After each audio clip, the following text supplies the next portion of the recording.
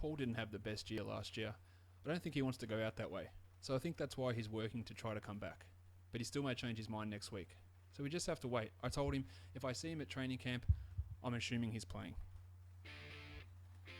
You are Locked On Fantasy Basketball, your daily podcast on fantasy basketball, part of the Locked On Podcast Network.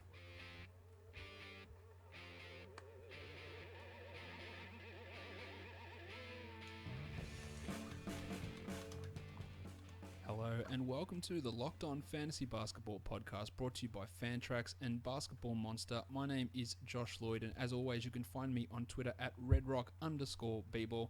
I do suggest that you do that. You can keep up to date with any of the shows that we're doing here, any articles that I write, any questions that you might have. You can always throw them my way on Twitter. So go ahead and give me that follow.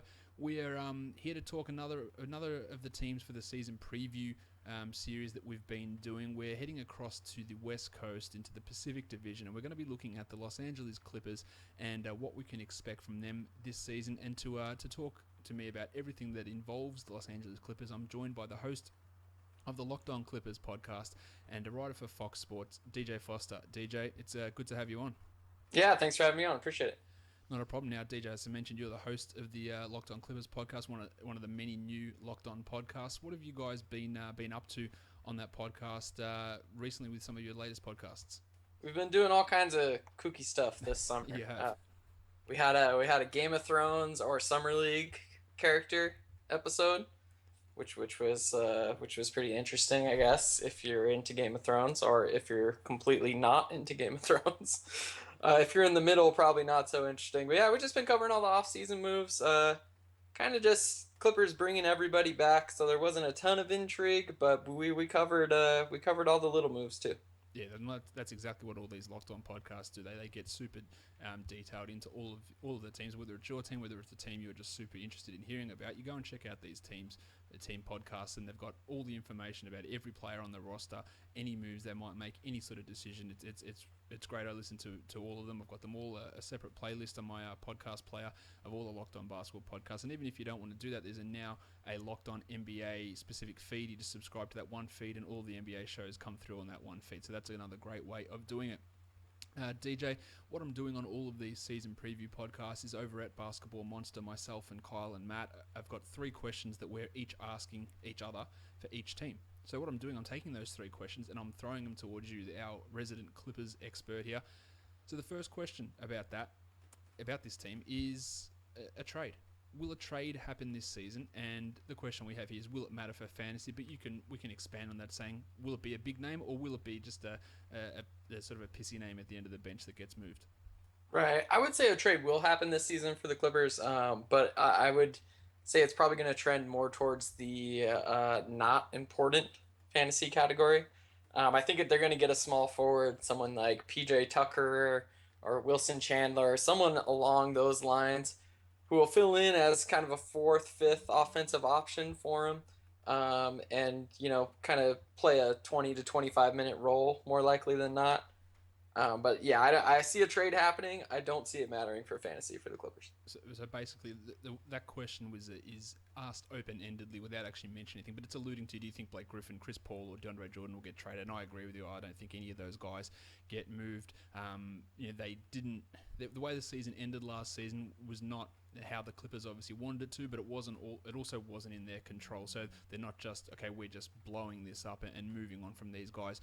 Next off-season, different story with free agency approaching for Chris Paul and Blake Griffin. Many things can happen, but I'm with you in that same camp. I don't see Griffin being moved. I don't see Paul being moved this season. I think the Clippers have shown a resolute, not even hard-headedness, just they're just going to go ahead with what they got and keep throwing it back out there. And there's definitely reasons you can say that that's the right thing to do, because it could have paid off very well for them last season.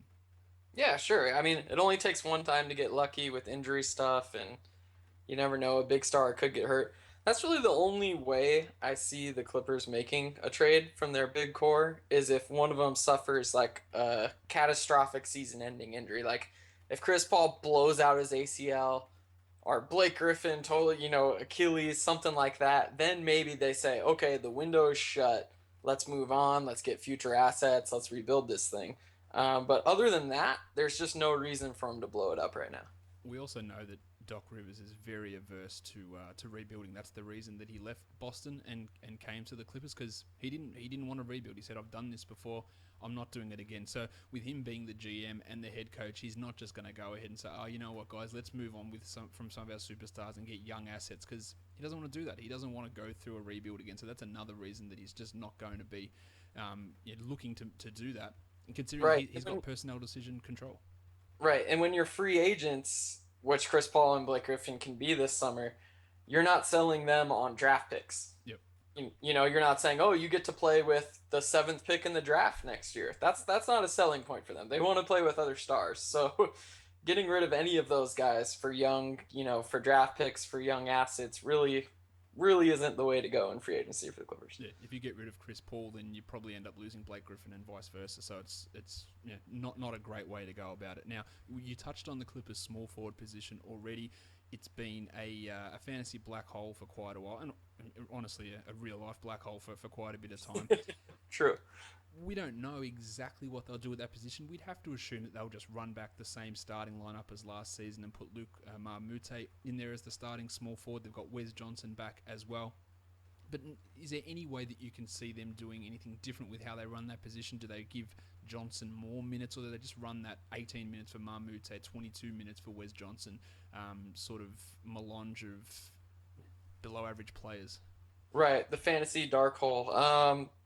I see them going with a similar path that they did last year. Luke actually performed pretty well, surprisingly well, with the starters, and he makes sense as a guy that can defend and rebound and just do the little things without needing the ball in his hands. So I can't see them really moving on from him as a starter and as like a 20-25 minute player, unless he drastically loses a step defensively, which probably isn't going to happen. So I think they're satisfied with what they have there.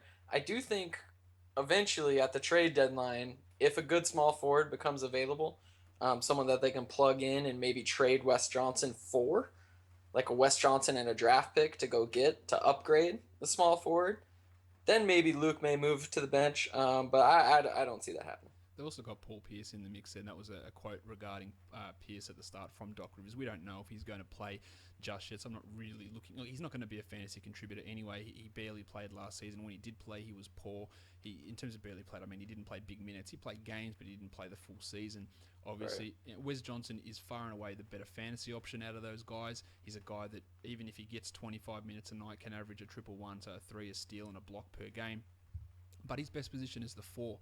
So he's gonna thrive more if a situation arises where Blake gets injured again, which is not a far-fetched situation given Blake's injury history over the last couple of seasons. But in the role that we expect from Wes at the moment, in 20-21 minutes, he's just not going to have enough of an opportunity to rack up enough stats, because he can do it. He just needs that playing time, and Doc is not going to give it to him.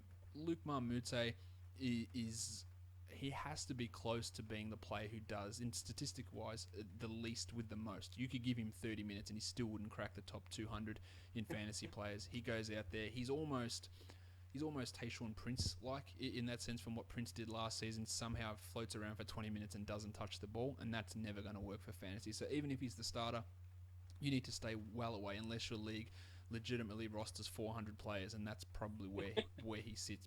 I'm not even exaggerating, DJ. I know he does nothing. He's great as a defender, but he just does nothing. And like you, I was surprised at how he played last year, because he got cut by the Sixers. Like, that's not a great sign. Right. But he filled the role well. Just doesn't fill any sort of role for us fantasy-wise. What about Alan Anderson coming across? Is he a guy that's maybe Paul Pierce insurance, despite the fact that he's over 30 himself? Right. I think that's kind of the thought process behind that signing, was that if Pierce retires, then you still have a veteran who can come in and play a few different spots off the bench, a shooter off the bench. I don't think if Pierce comes back that Pierce is really going to play substantial minutes. Yep. Maybe he'll get in there 6-7 minutes a night, maybe. And so I have a hard time seeing Anderson playing a lot either. So you're avoiding all these guys in fantasy, the Clippers small forward. unless you're in like a 40 team league, right? Yeah, it's got to be pretty low. Like Anderson barely played last season with that ankle problem. We don't even know if he's right from that at this point. You'd have to think that he is, but it's not like he signed a big contract. Even when he came back, he was playing alternate games. He was sitting back to backs. He had minutes restrictions on an injury that kept him out for basically the first 5 months of the season. So and again he's old and he was never a great player anyway. So he's going to sit on that bench. And you see, Anderson, Marmute, and Pierce are probably going to be the three worst fantasy contributors on this team based on just what they do and the sort of minutes they're going to get. So they're not going to have much of an impact whatsoever. Yeah. Now, Blake Griffin, I touched on it already. He hasn't been the most durable player. He had the broken hand. We know about the issue there, but that wasn't the real concern last season. It was the torn quad muscle, which kept him out before the broken hand. And then when the hand healed, it was still a problem. Then it limited him in the playoffs, and then it went again, and he couldn't finish off the playoff series. The previous season, he had that weird elbow issue that kept him out for a big chunk of time in the second half of the year. At this point, with Blake getting injured almost every season, it feels like, and him that's sort of sapping him of some of his athleticism.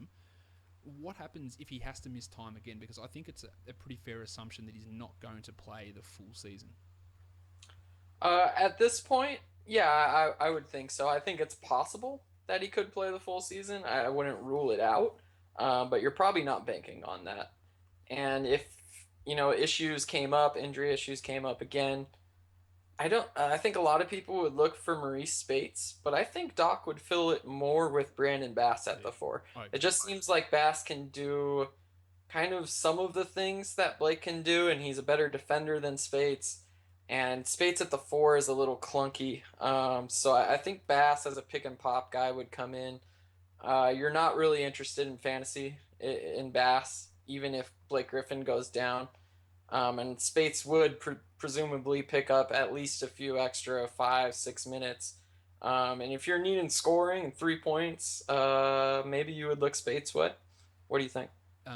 Bass is a guy that his numbers don't jump off the page to you, but Right. the fact is that if he was getting 28 minutes or so in a place where he replaced Griffin, his percentages are really useful because he's a super efficient shooter from the free throw line, like 80 plus percent. He's a 50 plus percent field goal guy, and getting guys like that off the waiver wire, they just literally don't exist. You can't get guys who will play minutes and then shoot both of those percentages. He's a good rebounder. He'd previously been not a great defensive stats guy, but he did increase his block rate last season.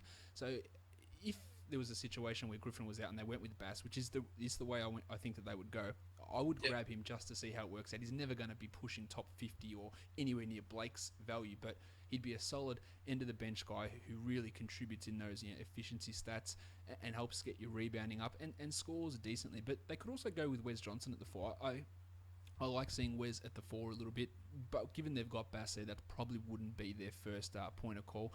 If it was another team, DJ, you'd have to say, hey, they've got a first round draft pick who's a power forward. Maybe he'd get minutes, but that just doesn't happen with the Clippers, does it? It sure does not. Didn't even enter my mind that Bryce Johnson would become a starter if Blake Griffin got hurt. It's just not a thing we ever really see. Doc doesn't play his rookies, and then he trades them 2.5 years later. Yep. So we've got Reggie Bullock, we've got CJ Wilcox, guys that just. I wrote this down somewhere. I should have had it prepared, but that they played like 80 games over 5 seasons combined in the time they were with the Clippers. Just something ludicrously low in terms of their playing time. So Rivers just doesn't give these guys minutes. Now, yeah, he hasn't had high draft picks to work with, and maybe these guys just aren't good, or maybe he just does a bad job of picking them, but he doesn't give them an opportunity. Even Wilcox last season showed a little bit, and now he's been traded so that they could waive Devin Marble. Now he's over in Orlando. Now, Johnson's fantasy game is sky high. It is really, really interesting because, like Bass, big field goal percentage, big free throw percentage, decent shot blocker, good at getting steals, good rebounder, really good scorer. And after his first sort of mental blow up at Summer League, he looked pretty good after that, didn't he? He did, yeah. He, like you said, all those categories I think he can contribute in, and he's a really good athlete too. So yeah, then and there, he's not going to be overwhelmed by stepping up from the college to the pro. I just don't think we're going to see it. Yep. It's just the pattern that's happened throughout the last years as Doc being the coach of the Clippers. It's just not something that happens, and it's frustrating too from a Clippers fan perspective, just because you would think with a core that's locked in and we kind of know exactly what the Clippers are at this point, there isn't really much of a need for the starters to build that chemistry. The chemistry is already there. They're kind of on autopilot going to the playoffs. So why not trot out Bryce Johnson and give him, 20 minutes a night and see if you can build him into something that you can actually use in the playoffs instead of, if somebody gets hurt and oh, there goes the season. It doesn't make much sense to me.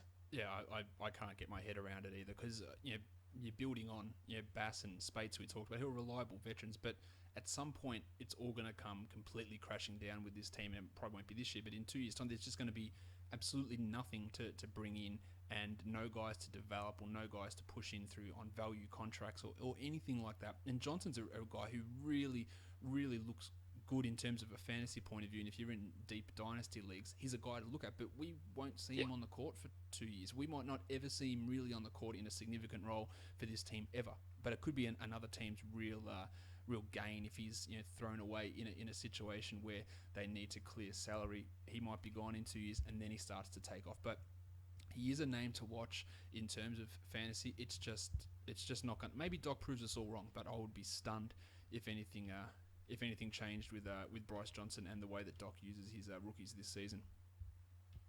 Yep, I agree. The rest of the NBA draft for the Clippers was unexciting. I thought they made a mistake when they had the opportunity to pick Cheikh Diallo at the top of the second round. They traded that onto the Pelicans in exchange for 2 later second round picks, which they then used on David Michonneau and Diamond Stone. I would much prefer them to get Diallo in there, but again, Doc's just not going to develop these guys, and I thought he would have been a great fit behind DeAndre Jordan to really start to, in a couple of years' time, take on a significant rotation role. But Doc's just not going to do that. What did you make of that trade, and then the 2 players that Doc picked at pick 39 and 40? Yeah, I didn't love the trade, especially taking Mishnah, the point guard, French point guard, as we refer to him on the Locked On Clippers podcast. It's you just re-signed Austin Rivers. You have Chris Paul there. Is it really necessary to take a third point guard in the draft that you're not going to have stick around? You're not going to bring over. Not going to have on the roster. It just seems like kind of a wasted pick. And if we're comparing Diallo and Stone, you obviously want Diallo. Yeah, exactly. It's not really even close to me, the difference between those 2 guys. Yeah, the thing is that we talk about the Clippers having issues on the wing. Patrick McCaw was available at that spot at pick 33. They could have grabbed him there. Now, he went 1 spot before pick 39, but he's a guy that's, I would say he's going to have an impact this season already with the Warriors. Given what they've lost across the wings, it won't be a huge impact, but he could have had a similar impact with the Clippers. Yeah, Michonneau, maybe you thought, I'll trade down, we'll get this guy, but nothing positive has really come out about Michonneau before the draft process. He didn't look great at Summer League. He had some okay moments, but he didn't look superb. Like, what did you see from him in Orlando that made you think, maybe this guy comes across and does something? I didn't see a whole lot. I didn't see a whole lot that makes me think that he's going to be an NBA starter one day. Let's put it that way. Maybe a rotation player, but otherwise, no. And Diamond Stone, the center from Maryland, he, again, Diallo to me is a much better prospect. Now, he's not terrible, Stone. I think he can work into something, but again, he's just not going to see time with this team. He's just not going to. If Bryce Johnson's not playing, Diamond Stone's not playing. But right. Does he ever project into an NBA usable big? He's a little tougher because at least he has size and some offensive skill. Yep. Pretty much the rest of his game is lacking. Any other area you can think of, especially defensively, in terms of effort, consistent effort. But at least he has size and skill, so maybe you can mold him into something down the road. So I like that pick better than pick 39. Yeah, it is a much better pick than the Michonneau pick, but yeah, Stone's another guy who's a pretty efficient big man as well, pretty decent free throw shooter, not a bad scorer, not a bad shot blocker, but still has a lot to work on in lots of areas of his game. Didn't do a huge amount in Summer League, went 10 and 5.5 and blocked 0.8 shots a game in his 24 minutes. Nothing too spectacular, but still 52 and 86% shooting percentages. That's something that does give him hope for the future to be able to do something. So not a bad pick. The Michonneau one, well, Michonneau's not even coming over this season, but not sure we ever really see him do anything. Now, we've touched on free agency already, DJ. The guys they brought in, veteran minimum types, Alan Anderson, Maurice Spates, Brandon Bass. We've touched on all three of those guys so far. The other one they brought across was Ray Felton, who had somewhat... Honestly, the Ray Felton resurgence last season was one of the top 5 surprises to me in the NBA, given that the season before, Rick Carlisle just said, you know what, mate, you're just not going to play. We're just not going to play you at all. Even when Felton was coming back from his firearms suspension and he had an ankle injury at the same time, which was getting better, Carlisle wouldn't say, all right, let's declare him healthy so he can sit out his 5-game suspension. He just said, nah, he's just not. He just refused to even sit him on the bench as the 12th man so that he could actually get his suspension to run down, and then he'd be active. He just refused to play him. And then something happened in the playoffs. He took over from Rajon Rondo, put up big numbers, and then last season he was a revelation. Where does he fit in? He surely slides behind Austin Rivers as the third point guard on this team. Yeah, absolutely. And I think it's actually a pretty good fit just because I don't know how comfortable I am with Austin Rivers, backup point guard, just running the team. I know he and Jamal Crawford kind of split those duties, and it's a lot of ISO ball. So I think it's good to get a point guard who can at least run some pick and roll and distribute a little bit. And yeah, he was really good for Dallas last year, like you said, especially during the first half of the season. I mean, he looked like not quite the Ray Felton of all, but pretty close to it. So I think it's a good pickup on the minimum. That's one thing. We've given Doc a lot of flack so far, but that's one thing he does really well is fill out the end of the bench with veteran minimum guys who are really good, talented players that in case of emergency, if people go down and get hurt, these guys can fill in and you won't lose as much as you would on other teams. And maybe it's the LA factor, or maybe we should give that credit to Doc, but this was a pretty nice little offseason given that the Clippers had nothing to work with. It would be nice to one day draft a young small forward who can defend and potentially be a 3-and-D guy, because the Clippers haven't had one of those in forever. Felton also had one of the season's most surprising triple doubles last season. If you don't remember that, he had a 10-point, 11 rebound, 11 assist game back in December, which safe to say that won't happen again. But he is a guy that can rack up stats if for some reason Paul is out and they prefer to keep Rivers in a 20-minute bench role and they start Felton. He will put up stats, and we've seen that in his time in New York especially. But last season in Dallas, he was decent. He wasn't great in Portland, but he was pretty good when he was in Charlotte as well at racking up those stats. It's all about opportunity, and at the moment, that opportunity is suppressed because he is sitting behind Rivers, and you mentioned Crawford as well. He's an emergency guy, but probably the best third point guard in the NBA, I'd say. I would say so too. The guys they lost, nothing too exciting there. Jeff Green, Pablo Prigioni. Cole Aldrich is a big loss because he was key for this team last season, and I know he's not going to be contributing to this team, but I just want to get your take on what Aldrich did last season, because he is one of my favourite players in the NBA because of what he was able to do, and he was tremendous down the stretch, and it's a big loss for the Clippers to go from Aldrich to Spates, in my opinion. Yeah, I mean, defensively, as a pick and roll partner, he really kind of solidified things in that second unit. And he was the perfect guy with that bench, just because if you have Austin Rivers and Jamal Crawford and those kind of guys, you need the grinders who are going to set big, nasty screens and hit the offensive glass hard and just kind of be garbage guys and hold it down defensively in the paint. And Aldridge did all those things. Spates is more like a giant Jamal Crawford, right? Yep. Like he just wants to get his shots up. So I don't know how a bench that features Austin Rivers, Jamal Crawford, Maurice Spates is going to gel. It'll be interesting to see. It's a lot of guys, a lot of talented offensive players, but there's only one basketball on the court at a time.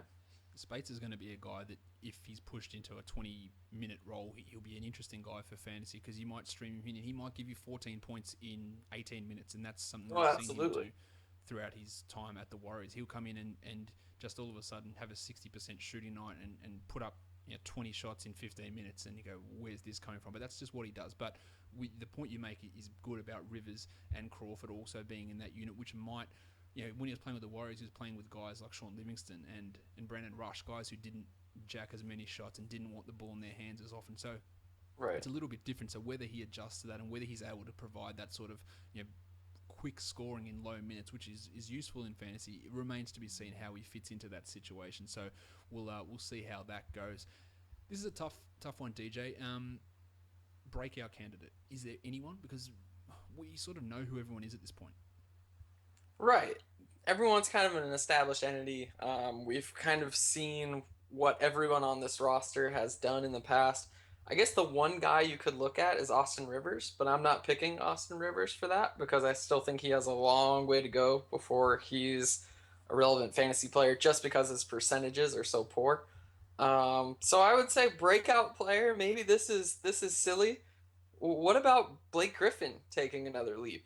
Okay. If he adds a 3 point shot to his arsenal and he has the range to do it, and we've seen it in limited attempts, he just got to step back 1 or 2 feet and he's shooting threes all of a sudden. So I could see that being a little wrinkle that Blake's added to his game. He always adds something new every offseason. I could see him extending his range a little bit and becoming maybe not a big time 3 point shooter, but a somewhat useful one who won't, who will give you a little something in that category for once. Yeah, I can absolutely see that happening. And the point that you touched on there about him always adding something is key. He didn't come into the league as a good ball handler and passer, or not the same level he is now. But he's a guy that will get you 5 assists a game now as the secondary ball handler on this team. He didn't come in Yep. as a good free throw shooter, but now you're going to get mid 70% from him. He couldn't really hit mid range shots. It was all dunks and oops and all that sort of stuff. Putbacks. That's all it was from him. But now he can step out, and I agree that he will be able to take threes. He might be a guy that, ceiling hits 53s a season, but that's still pretty decent. They're talking half a three a game there. Right. And doing it efficiently, giving you 50% from the field, giving you 75% from the line, giving you potentially 35% from three, 5 assists, 9 rebounds is sort of where he can get to as well. I like it because he does get the bit undervalued because people go, he doesn't block any shots. And I say this all the time, DJ. That's great. He doesn't block any shots. I know he's a big man, but which other big man gives you 5.5 assists? The answer is Right. LeBron and Draymond. Like that's it, really. Like no one else does that, and that puts him in a Look, he doesn't block 2 shots a game, but the guys that block 2 shots a game or 3 shots a game, like Hassan Whiteside, give you 0.7 assists. So which one's Right. more valuable? It depends on how you want to do it, but. The injury risk is a concern for me with Blake, but I think that in the second round or the third round, and you probably don't have to go in the second round. He'll probably be available in the third round. I'm all for it. A guy that could go 22, 9, and 5.5 with a steal a game on those good percentages, and then the ability to maybe hit threes. It's pretty tough to go past, and I think I've never really had Blake on many of my fantasy teams because in general he tended to be overvalued. But I reckon Hmm. the pendulum sort of swung. You sort of getting that feeling with Blake that the pendulum sort of swinging against him, and people are sort of undervaluing him now.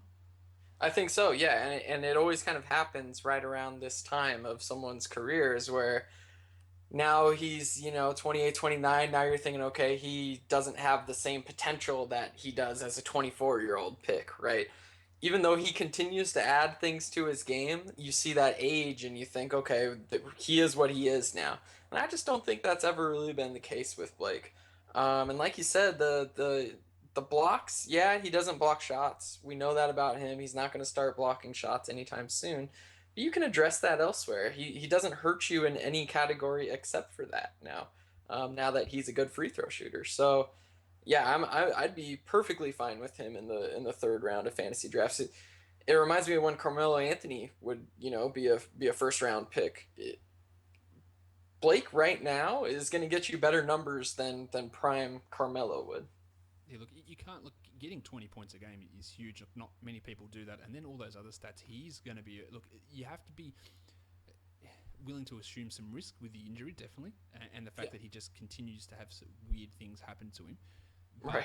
at some point, that luck changes. Like it doesn't. It's not just going to continually happen unless your name's Terrence Jones, because it just doesn't. Like this weird stuff just doesn't continually happen. Yeah, it's happened a couple of times, but I'm pretty into Blake this season. I think that he will come at a discount, and it's going to make him a real. I think I had an opportunity to pick him at pick 40 in one draft, and then someone grabbed him at pick 39. Wow. So I was right then. That's pretty low for Blake. I'll have to grab him if he gets to me, and then he went the one spot before, and you're going to have that Every, opportunity. every Clippers fan that's listening just winced when you said this weird stuff just can't continue to happen.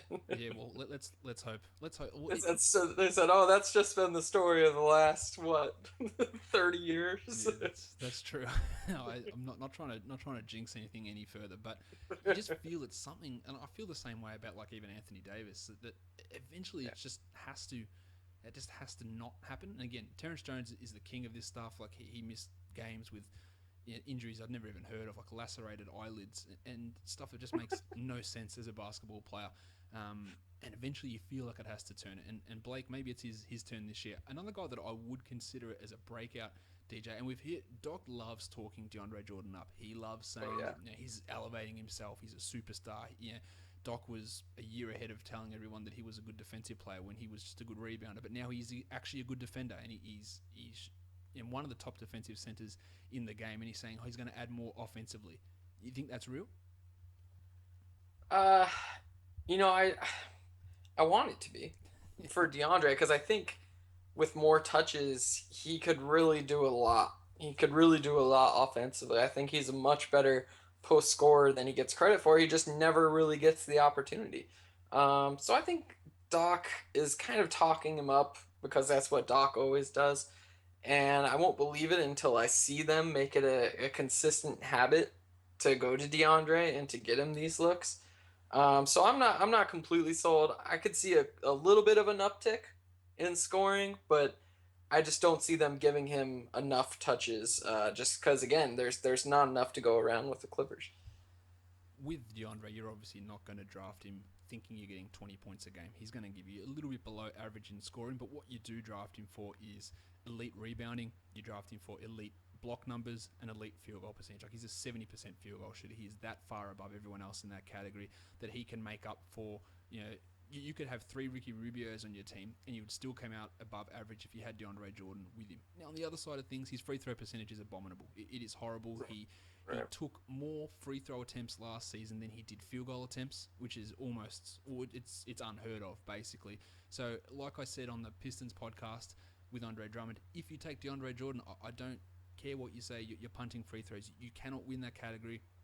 You need to have 4 James Hardens to even break even with it. That's how poor it is, and the volume is just so significantly bad that you literally cannot come back from that. So in a rotisserie league, forget about it. In a head-to-head league, I don't care if he slides to pick 100. If you pick him there, you've just lost a category, and that's completely fine. You just need to make sure you've done everything with that in mind, and you shouldn't really just grab him because he's slid, because that might just blow everything up that you've done. In saying that, to get massive contributions in 3 categories, not many players do that. Like Steph does it, Harden does it. There's not.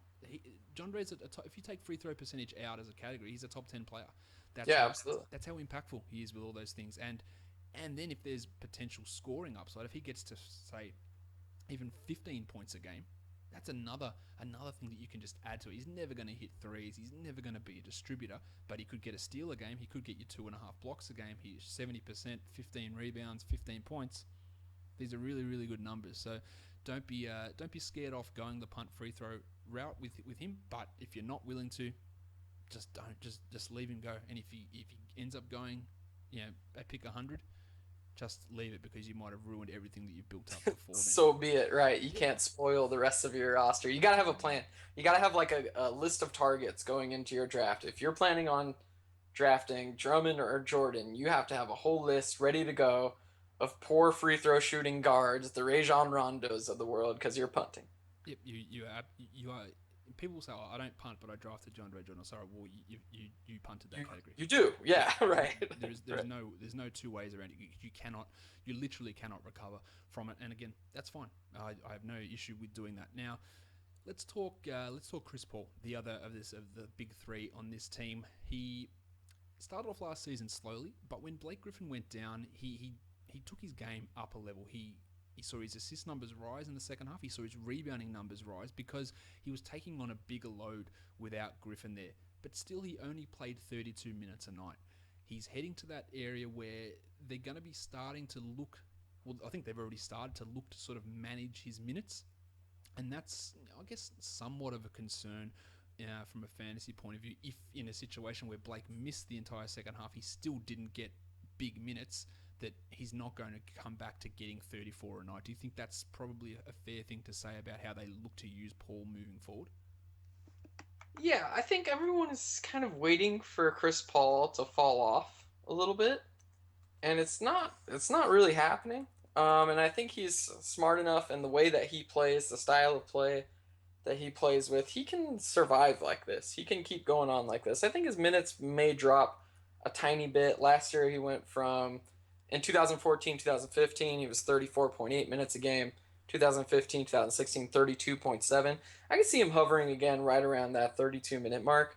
But don't overlook him in your draft. I have a hard time seeing him fall off skill wise. Everything that he does isn't really reliant on speed or athleticism at this point in his career. At age 31, he's still got a lot left in the tank in my mind. What you're going to get from him, you're going to get top three in the league in assist numbers. You're going to get really high steal numbers, probably over 2 a game. Super efficient shooting from the field and from the line. He's not going to give you 20 points a game, and a lot of the other first rounders will, but that can be a situation where you can exploit that. Maybe you don't concentrate on high scoring players and get other players, like a Chris Paul, Hassan Whiteside combination, where you're not looking at high scoring, but you're going to get big assists, big rebounds, big steals, big blocks, big field goal percentage, big free throw percentage, and that can be a way to do it without looking at that points category. So the back end of the first round of drafts is really, really close. Between pick 6 and 13, those guys are extraordinarily close. So I could see Paul going anywhere from 5 or 6 to falling outside the first round, as I've seen it. And if you're at pick 12 and Chris Paul falls to you, it's stupidly good value to get a guy like that. At that point, you just got to know how to use it and build with it, like with any player. But he's going to fall in some slots. He'll go at 7 in some. He'll go at 10. He'll go at 12. He'll go at 13. You got to be aware that if you're picking at 11 or 12 or even 10 in a draft, that sort of range, you're going to get someone really, really good fall to you, because those players are so close to each other. And Paul is a guy that often falls and then will end up being a top 5 player by the season's end. Yeah, absolutely. I think the tricky part is that everyone sees the point guard position and sees, all the depth and thinks, okay, I want to take a different position at this and I'll nab a really good point guard late. And while there's some validity to that, you're looking at a guy who can easily lead the league in assists and steals every single year. He's done it multiple times before. So it's really tough to pass on him in the first round, in my mind, in the late first round. I wouldn't let him fall to the second. We did a podcast on point guards the other day, and you mentioned the depth, and that's absolutely true. But if you don't get them, they're gone. You will have 15 of them go inside the top 50 players. I think a league we did the other day had 20 point guards go in the first 60 picks. So there was one run in the fourth round where out of 10 picks, 9 of them were point guards. So you might say, "I'll wait," but then if you wait, they're gone. And you can't go into a league and hope to be competitive in assists with only one point guard. You need to get 2 or 3. Yeah. Decent point guards. So you pretty much have to get one in the first or second, and one in the third, and one in the fourth, and then grab maybe another one in the 8th or 9th round, because these middle range point, especially when they all start flying off the board, when Conley goes, and then Dragic goes, and then Schroeder, Russell, Lynn, Reggie Jackson, all these guys just start flying off in that middle tier of players, and the depth is there, but it's gone. It's gone before you can even blink, really. So you do need to, and that gives Paul some extra value, because his assists are all better than all those guys, and you mentioned leading the league in assists and steals, and doing it really efficiently in both percentage categories. He's right up there, and you need to get your hands on a point guard early, and he's one of those guys. So definitely someone to look at in that situation. JJ Redick, he's one of the best three-point shooters in the NBA. That goes without saying. Again, super efficient from the field, from the free throw line. You're going to get probably 45% of his three-pointers. So if your league counts three-point percentage, he jumps up significantly in value. But minutes-wise, Doc doesn't like using him and playing him big minutes, does he? He only played 28 a game last season, I believe. Yeah, Doc doesn't like playing him a lot, and I think a lot of it has to do with health. He's had issues with his back over the last few years, and he's one of the guys that Doc really kind of wants to put on ice until the playoffs, and then he can play him bigger minutes. And Jamal Crawford, when he's hot, Doc has a tendency to ride the hot hand and go with Jamal when he's in one of his games through one of his hot streaks. So JJ had a great year last year, maybe the best year of his career. I wouldn't count on that happening again. Yep. And I think you may be paying for last year's production a little bit if you take JJ in your fantasy draft.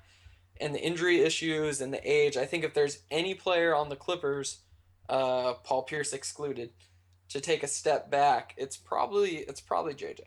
Yeah, I'm with you a little bit on Reddick. His ADP is only 92, so it's not high, but I still don't think he's going to crack the top 100 as a player this year. Yeah, he gets you a lot of threes and he does it really efficiently, but you get no rebounding numbers, you get no assists, you get poor steal numbers, you don't get block shots, and his scoring might come down a little bit. He's not a great scorer as it is. He's a great shooter, but he only gave you 16 points a game, which is marginally above average, and it's still useful, but it's not. He's not going to be for everyone. And to me, he's a guy around that 100 mark, and someone will probably reach earlier because he's going to hit a lot of threes, and he'll probably hit 2.5 threes a game. But as you mentioned, there are concerns. The backs are concerned. The minutes aren't going up.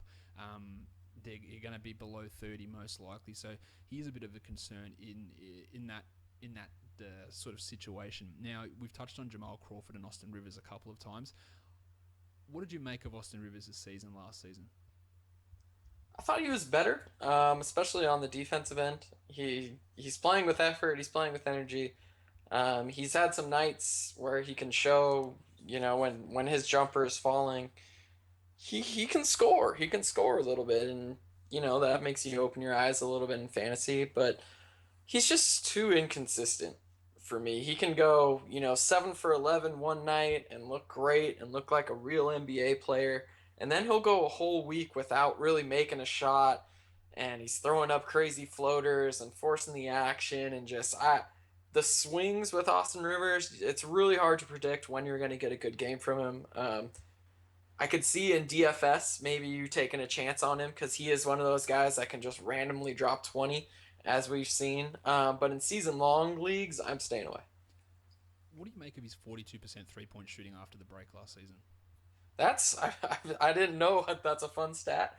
I didn't know he was shooting 42% after the break. That's pretty solid. I don't know if that's sustainable. I just don't think he's a plus 40% 3-point shooter. I could see him falling around 34, 35% pretty easily though. Yeah, we've got him projected at 35%. He shot 33.5 last season, but the last 3 months of the year, so basically all of 2016, he shot 39% from three. So it wasn't just a tiny sample. We're talking 30 plus games here that he shot over 38%. So it's pretty significant. And any time really when Chris Paul has been out, we saw what he did in the playoffs, like really gutsy performances, which I think brought him a lot of not sympathy, but people were like, you know what, maybe Rivers isn't terrible in the playoffs with some of those gutsy performances. And whenever, even the season before in the playoffs when he had to start in those games against Houston when Paul was out, he puts up stats.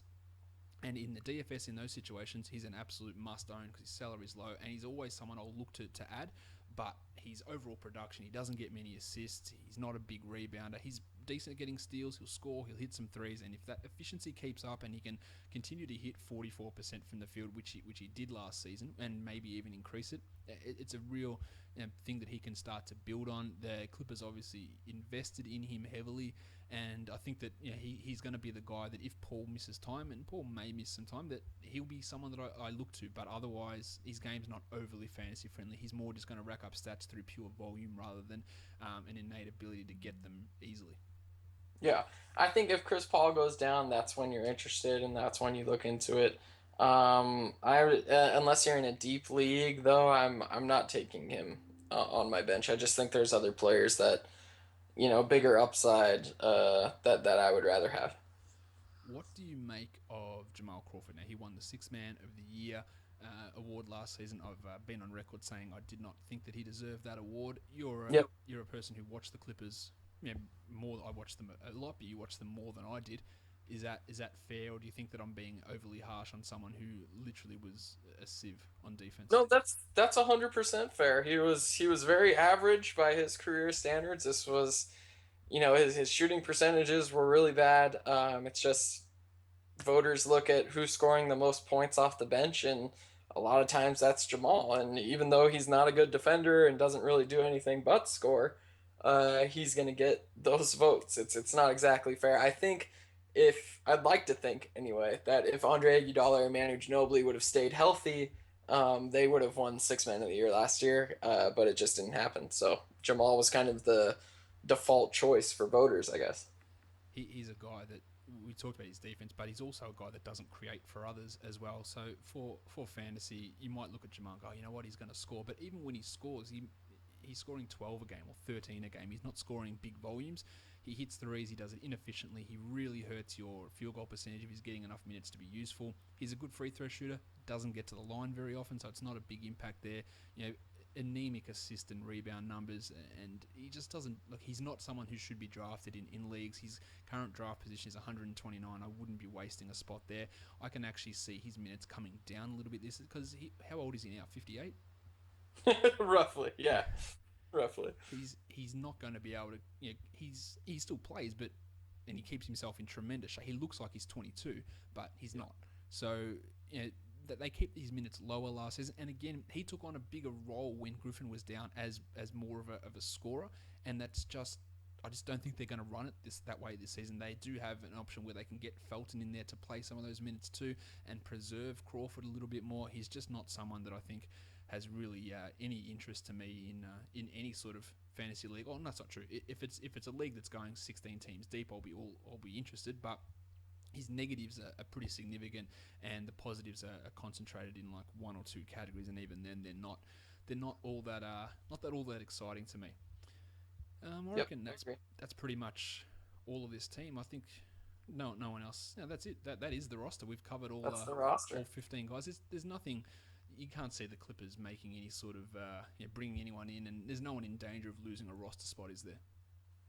No, I wouldn't think so. I think the only guy that maybe that we talked about that might not make the roster is Allen Anderson, just Yeah. because of those health issues you mentioned, and maybe they want to open up a roster spot for somebody else. Yeah, that's true. Like, and Paul Pierce might not play, so there might be that roster spot that opens up, and Doc looks to bring in another minimum price veteran to come in and fill that spot. But that's the only change. That's not going to have any real impact on anything fantasy wise. Look, if they can swing a trade, as you mentioned, for a PJ Tucker or Wilson Chandler mid season, then that's really good for them, and those guys can be really significant.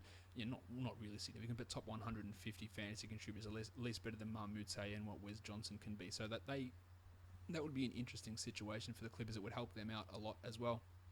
But it's something that we can look forward to in January or February if they decide to swing a move like that.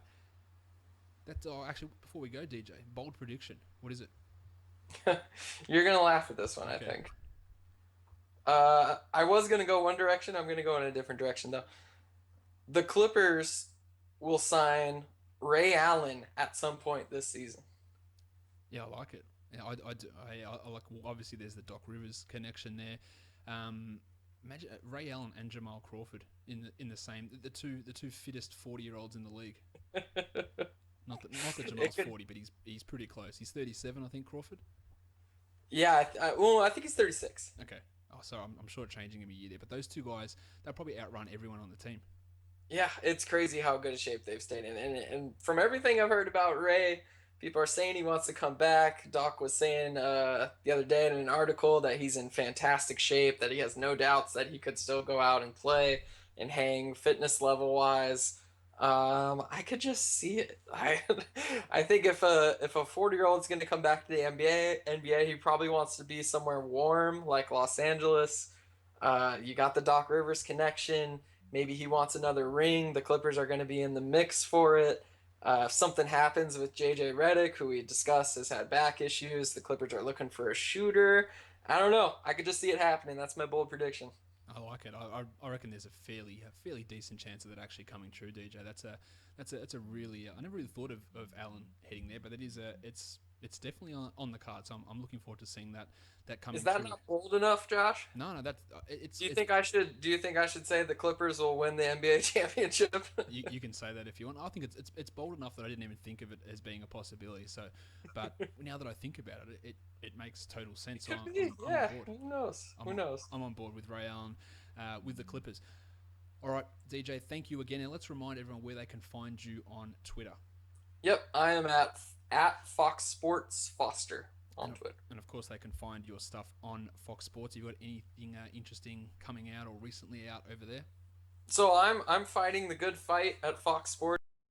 Fantasy basketball coverage ramped up, so we'll see. I'm a fantasy analyst for them, so we're doing all fantasy football right now. So my feed will be covered with that. But yeah, check that out, and Locked On Clippers as well. Hopefully we get some little cross listener action here. Yeah, definitely check out Locked On Clippers and give it a review on iTunes, 5 stars. Give it for this show as well. We're closing on 600 reviews for this show, which we probably have passed by the time you're listening to this. But thank you to everyone who has taken the time out to do that. It's been sensational. And if you've got a spare, it takes legitimately a minute to do it.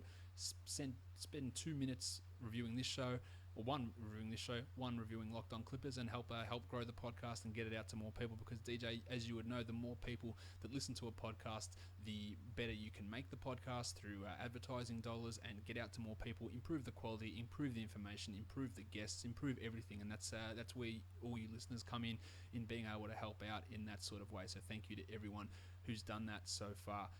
DJ, thank you for spending the time with me and coming on and talking about the Clippers. Yep, thanks, Josh. Appreciate you having me. This is fun. Thank you so much for listening, everyone. See ya.